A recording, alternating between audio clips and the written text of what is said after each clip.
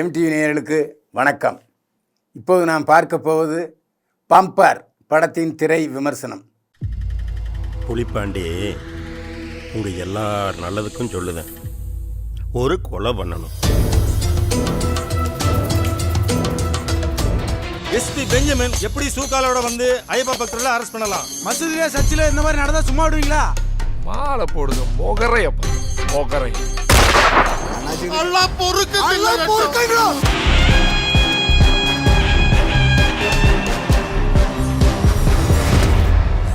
മനുഷ്യനെ മനുഷ്യനായിട്ട് മാത്രമേ ഞാൻ കാണുന്നുള്ളൂ. பம்பரு எனக்கு அடிக்குமா? பம்பர் படத்தில் வெற்றி, ஹரிஷ் பராடி, ஜிபி முத்து, ஆதவன் மற்றும் பலர் நடித்திருக்கிறார்கள். வினீத் ராமசாமி ஒளிப்பதிவு செய்திருக்கிறார். கோவிந்த் வசந்தா இசையமைத்திருக்கிறார். கதை, திரைக்கதை, வசனம் எழுதி இயக்கியிருக்கிறார் எம் செல்வகுமார். என்ஜினியர் தியாகராஜா தயாரித்திருக்கும் படம் பம்பர். வெற்றி தங்கதுரை உள்ளிட்ட 3 நண்பர்களுடன் வெட்டியாக சுற்றிக்கிட்டு இருக்கார். அவங்க அம்மா இளம் வயதிலேயே விதவையாகிவிட்டவர். தன்னுடைய தாயை காப்பாற்றுவதற்காக அரிவாளை தூக்கியவர் தூத்துக்குடியில் பெரிய ரவுடி ஆயிடுறார். சின்ன சின்ன கொலை வழக்கு, திருட்டு இதெல்லாம் பண்ணிகிட்டு இருக்காரு. அவருக்கு பெரிதும் உதவுபவர் காசை வாங்கி கொண்டு போலீஸ் ஏட்டு கவிதா பாரதி. அந்த சூழ்நிலையில் அந்த ஊருக்கு பெஞ்சமின் கராரான எஸ்பியாக பதவியேற்கிறார். எஸ்பியாக பெஞ்சமின் பதவியேற்ற பிறகு அந்த தூத்துக்குடி மாவட்டமே அல்லோகலப்படுகிறது. ரவுடியெல்லாம் பிடிச்சி உள்ளே போடுறாரு. இதன் காரணமாக பயந்து போன வெற்றியும் அவருடைய கூட்டாளிகளும் சபரிமலைக்கு மாலை போடுகிறார்கள். வெற்றி சபரிமலைக்கு மாலை போடுகிறார் கோயிலில் என்பதை தெரிந்ததும் எஸ்பி பெஞ்சமின் அவசரத்தில் காலில் ஷூ போட்டு தெரியாமல் கோவிலுக்குள் நுழைகிறார்.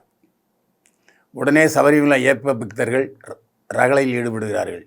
எப்படி போலீஸ் எஸ்பி ஷூக்காலுடன் கோவிலுக்குள் நுழையலாம் என்று அதகலப்படுத்துகிறார்கள். வேறு வழியில்லாமல் டிஐஜியுடைய உத்தரவின் பேரில் சட்டம் ஒழுங்கை காப்பாற்ற வேண்டும், அமைதியை காப்பாற்ற வேண்டும் என்ற அடிப்படையிலே சபரிமலை ஐயப்ப பக்தர்களிடம் மன்னிப்பு கேட்கிறார், வருத்தம் தெரிவிக்கிறார். போனால் போகுதுன்னு வெற்றியையும் கைது பண்ணாமல் விட்டு விடுகிறார். விரதம் இருந்து சபரிமலைக்கு போகிறார் வெற்றி, தங்கதுரை உள்ளிட்ட 4 பேர். அங்கே போய் சன்னிதானத்தில் படுத்துடுறாங்க. அந்த கூடாரத்தில் படுத்துடுறாங்க. படுத்துருக்கும் போது ரொம்ப தண்ணி தான் எடுக்குது நடுராத்திரியில். அவருக்கு தண்ணீர் கொடுத்து உதவுகிறார் ஹரிஷ் பராடி. 70 வயதான இஸ்லாமிய பெரியவர், நேர்மையானவர், கண்ணியமானவர். அவர் தன்னிடம் இருக்கிற தண்ணியை கொடுத்து உதவுகிறார். கொஞ்சம் குடிச்சிட்டு பாட்டில் திருப்பி கொடுக்குறாரு. இல்லைப்பா நல்லா நிறையா குடி அப்படிங்கிறார்.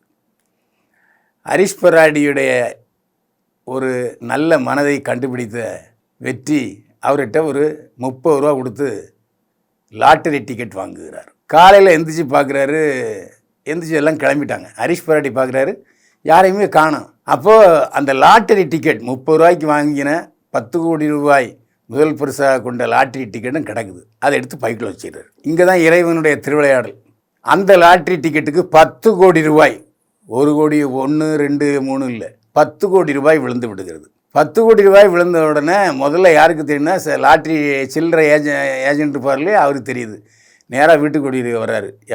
எப்பா நீ வாங்கின 10 கோடி ரூபா லாட்ரி டிக்கெட் விழுந்திருக்கு, யாருக்கு வித்தன்னு தெரியுமானோடனே இவர் கையில் இருக்கிற ஒரு டிக்கெட்டை பார்க்குறாரு. அதுக்கு தான் 10 கோடி ரூபா விழுந்திருக்கு. உடனே வீட்டில் உள்ளவங்கெல்லாம் அது நமக்கு தான் எடுத்துக்கணும் ஒரே ரப்சர். ஆனால் நேர்மையானவர் ஹரிஷ் பராடி, நான் தூத்துக்குடியில் ஒரு ஐயப்ப பக்தருக்கு தான் இது விற்றேன். நான் தூத்துக்குடியில் போய் இந்த லாட்ரி டிக்கெட்டை அவர்கிட்ட கொடுத்துடணும். அதான் அல்லாஹ் எனக்கு கொடுத்த கட்டளை. நான் ஒரு நேர்மையான இஸ்லாமியர் அப்படின்னு சொல்லுகிறார். இந்த சூழ்நிலையில் ஹரிஷ் பராடி அங்கிருந்து தூத்துக்குடி வருகிறார். தூத்துக்குடி வந்து தேடுறாரு. இறைவன் அருளால் கிடச்சிடுறாரு நம்ம வெற்றி. அவர்கிட்ட கொண்டு போய் கொடுக்குறாரு டிக்கெட்டை. அவர் திருவனந்தபுரத்துக்கு 10 கோடி ரூபாய் பரிசு தொகை வாங்குவதற்கு வருகிறார். வந்தால் கூட வர 4 பேருமே முள்ள மாறிங்க, தம்பிதுரை உள்பட. அங்கே பேங்க் மேனேஜர் என்ன கேட்குறாங்கன்னா, உன்கிட்ட ஆதார் கார்டு இருக்கா, பேன் கார்டு இருக்கா, பேங்க் அக்கௌண்ட் இருக்குன்னா ஒன்றும் கிடையாது. இவன் ரவுடி. அதன் காரணமாக அப்போ தங்கத்தை சொல்கிறான், இந்த மாதிரி என்கிட்ட பேங்க் அக்கௌண்ட் இருக்குது அப்படின்னு சொல்லுங்க. அப்போ அவனுக்கு யோசனை வருது, வெற்றிக்கு இவன்கிட்ட கொடுத்து நம்மளை ஏமாற்றிடுவான்னு சொல்லி அந்த ஹரிஷ் பிராடி மீது நம்ம பேங்க் அக்கௌண்ட்டில் போட்டுடலாம் அப்படின்னு சொல்லி போய் பேங்க் அக்கௌண்ட்டில் போட்டுடுறாரு. போட்டாச்சுன்னா அதை எடுக்கிறதுக்கு ஒரு 2 நாள் ஆகும் இல்லையா, அதுக்காக வெயிட் பண்ணுறாங்க. இந்த சூழ்நிலையில் லாட்ரி டிக்கெட் பணம் ஹரிஷ் பிராடியுடைய குடும்பத்தினர் சதிச்செயல் செய்து எடுத்துக்கிட்டாங்களா, வெற்றிக்கிட்ட கிடைக்குதா, அந்த 10 கோடி ரூபாய்க்கு யார் கிடச்சிது தான் படத்தினுடைய கிளைமாக்ஸ். இந்த படத்தில் கதையின் நாயகன் என்று பார்த்தால் ஹரிஷ் பிராடி தான். 70 வயது கிழமை, அப்படியே 70 வயது கிழவனாகவே மாறியிருக்கிறார். 5 வேளை தொழுகிறார். ஒரு காந்தியவாதியாக திகழ்கிறார் ஹரிஷ் பிராடி. அவருடைய குரல் எந்த இடத்துலையும் குரலை ஏற்றி இறக்காமல் ரொம்ப லாவகமாக அருமையாக நடிச்சிருக்கார். அது மட்டும் இல்லை, காவல் நிலையத்தில் ஏட்டு மிரட்டும்போது அப்படியே அவருக்கு பயந்து போன மாதிரி நடித்து எப்படியோ அதை வெளியே வந்துடுறார். அந்த அளவுக்கு மிகவும் கண்ணியமானவர் ஹரிஷ் பிராடி. இந்த படத்தில் கவிதா பாரதி எவ்வளோ ஏட்டாக இருந்துக்கிட்டு மிரட்டுவார். ஹரிஷ் பிராடியை அந்த மிரட்டலுக்கு பயப்பட மாட்டார். ஏன்னா அவர் உண்மையான இஸ்லாமியர். இந்த படத்தில் அவருக்கு நிச்சயமாக விருது கூட கிடைக்கலாம். சிவானி நாராயணன் அவருடைய முறப்பொண்ணு. அந்த தூத்துக்குடியில் உள்ள ஒரு மில்லில் வேலை செய்கிறாரு சூப்பர்வைசராக. என்ன தான் ஊரில் எல்லாரும் அவமரியாதையாக நடந்து கொண்டாலும், அவனை ரவுடி என்று வர்ணித்தாலும், வெற்றி மீது முறைப்பையன் எப்படியாவது அவனை கல்யாணம் பண்ணிக்கணும், அவனை திருத்தணுங்கிற நோக்கத்தோடு இருக்கிறார் சிவானி நாராயணன். சிவானி நாராயணனுடைய பாத்திரம் அழுத்தமான பாத்திரம்னு சொல்ல முடியாது, ஆங்காங்கே வந்து போகிறார், அவ்வளோதான். ஆனாலும் அவருக்கு கிடைத்த பாத்திரத்தை மெருகூட்டி இருக்கிறார் சிவானி நாராயணன். வெற்றி இந்த படத்தில் கதாநாயகன். ஊரில் உள்ள முள்ளத்தனம் எல்லாம் பண்ணுறாரு. ஆனால் தன்னுடைய நண்பர்களை கூட நம்ப மறுக்கிறார். இதுக்கு முன்னால் ஒரு 5-6 படத்தில் நடிச்சிருக்கார் வெற்றி. ஆனாலும் அவருடைய நடிப்பு திறமையை வெளியுலகுக்கு கொண்டு வந்த படம் என்று சொன்னால் நிச்சயமாக அது இந்த படம் தான். 8 தோட்டாக்களில் நடிச்சிருக்காரு. இருந்தாலும் இந்த படத்தில் அவருடைய நடிப்பு திறமை முழுமையாக வெளியே வந்திருக்கிறது. அதில் எந்த சந்தேகம் இல்லை. இனிமேல் கதைகளை தேர்ந்தெடுத்து நடித்தால் நிச்சயமாக வெற்றி நட்சத்திர கதாநாயகனாக உயர்வதற்கான அத்தனை அடையாளங்களையும் இந்த படத்தில் தெரியுது. அந்த இஸ்லாமிய பெரியவரை என்ன செய்வது, அவற்றிலிருந்து பணத்தை வாங்கியாச்சு. வாங்கினதுக்கப்புறம் அவருடைய மனம் திருந்தும்.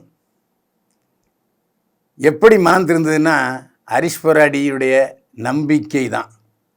அதாவது அந்த எப்படியாவது இவர்கிட்ட கொண்டு சேர்த்துடணும்னு நினைக்கிறார் பார்த்தீங்களா, அந்த மனப்பக்குவம் வெற்றியை மனம் திருந்த வைக்கிறது. அந்த இடத்துல வெற்றி மிக அருமையாக நடித்திருக்கிறார். இந்த படத்தில் ஜிபி முத்து 3 காட்சிகளில் வருகிறார். துப்பாக்கி பாண்டின்னு பேரை மாற்றிடுறாங்க. அவர் சின்ன சின்ன கந்து வெட்டி கொடுத்துக்கிட்டு இருக்காரு. கந்து வெட்டி கொடுக்காதவனை மிரட்டி பணம் வாங்கி கொடுக்குறாரு வெற்றி. அதனால் வெற்றி அவருக்கு தோஸ்தாயிடுறாரு ஜிபி முத்துக்கு. அதுக்கப்புறம் நம்முடைய அந்த கந்து வெட்டிக்காரருக்கு ஆபத்து நிறையங்கிறனால துப்பாக்கியை வாங்க விரும்புகிறாரு. துப்பாக்கியும் வாங்கி கொடுக்குறாரு வெற்றி. அதுலேயும் தில்லுமுள்ளு பண்ணுறாரு. ஜிபி முத்து இந்த படத்தில் தலை காட்டி இருக்கிறாரே தவிர நடிக்க தெரியவில்லையா இல்லை நடிக்க மறுக்கிறாரா என்பது எனக்கு தெரியவில்லை. இன்னும் கொஞ்சம் அழுத்தமாக நடித்திருக்கலாமோ என்று தோன்றுகிறது. ஜிபி முத்து நடிப்பு பயிற்சி நிச்சயம் தேவை. தங்கதுரை ரவுடியாக வர்றாரு, நம்ம வெற்றிக்கு உதவுறாரு. மற்றபடி பெரிதாக அவருக்கு அதிகமான வாய்ப்பில்லை என்று தான் சொல்ல வேண்டும். இந்த படத்தை பொறுத்தவரையில் சின்ன சின்ன பாத்திரங்கள் கூட கேரளாவில் இருந்து எடுத்து போட்டிருக்கிறார்கள். ஏன்னா தமிழ் மலையாளம் 2 மொழிகளில் வெளியாகிறது இந்த பம்பர்.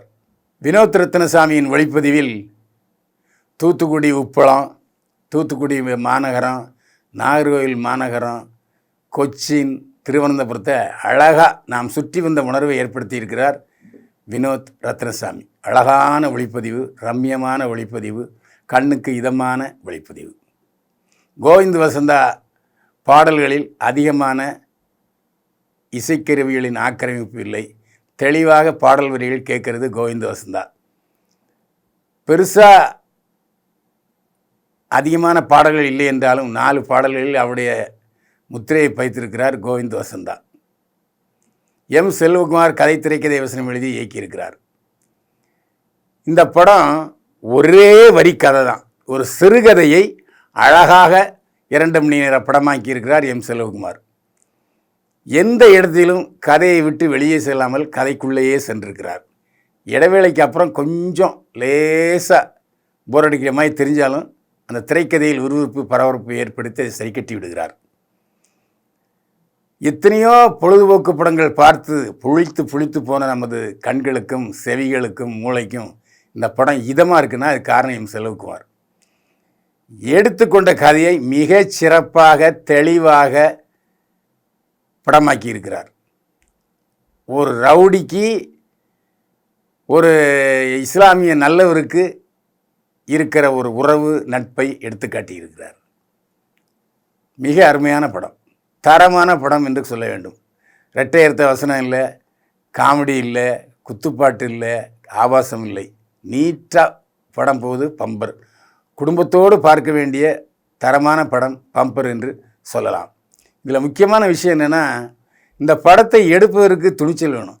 இந்த மாதிரி ஒரு கதையை சொல்லும்போது, ஏன்பா பெரிய ஹீரோ இல்லை, ஹீரோயின் இல்லை, கவர்ச்சி இல்லை, இன்னும் எல்லோருமே சொல்லுவார்கள். ஏன்னா பொழுதுபோக்கு அம்சமான கமர்ஷியல் ஐட்டம் எதுவுமே இந்த படத்தில் இல்லை. ஆனால் இதை துணிச்சலாக எடுத்திருக்கிறார் என்று சொன்னால் எம். தியாகராஜன் அவர் ஒரு என்ஜினியர். நல்ல சினிமாவை கொடுக்க வேண்டும் என்ற மோட்டிவேஷனோடு இந்த படத்தை எடுத்திருக்கிறாரு எம். தியாகராஜா. அவருக்கு முதலில் நமது பாராட்டு. இந்த பம்பர் படத்தை தியேட்டரில் கண்டு கழித்தால் நல்ல பல தரமான படங்கள் தமிழ் சினிமாவில் அணிவகுக்கும். பைல்வான் பார்வையில் பம்பர் படத்துக்கு 100க்கு 52 மதிப்பெண்கள். மீண்டும் சந்திப்போம். வாழ்க வளமுடன்.